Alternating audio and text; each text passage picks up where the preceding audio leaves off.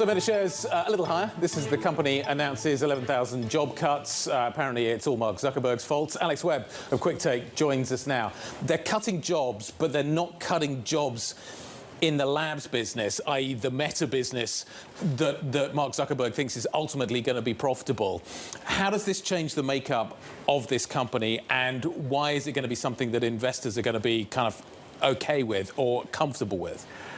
Well, clearly with the stock down as much as it is, and the sort of 15 billion all in all they're spending year on year, that includes the money that they're going to be making from the metaverse efforts, there's clearly a lot more spending that could be tamped back on. Now, the things we're hearing is that they're cutting back on to people like HR jobs, recruitment. So perhaps they're not going to be expanding the labs business, the Reality Labs business, as much as might have been expected, but they're not tamping back on it itself.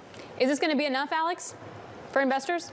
Well, we've seen the stocks reaction. I think it was up 7% or something last we saw. That's clearly a recovery. It gets nowhere close to the losses we've seen over the course of the past year. I think investors had their way. They'd say, don't invest in all this metaverse stuff at all. Maybe not at all, certainly not at the pace you're investing at. And that's clearly not happening on the basis of today's announcement. Can you be a growth stock and cut jobs?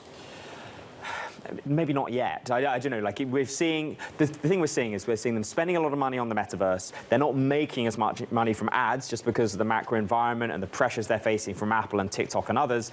So that growth story might come back someday if this metaverse thing really picks up, but that looks like it's at least a few years away.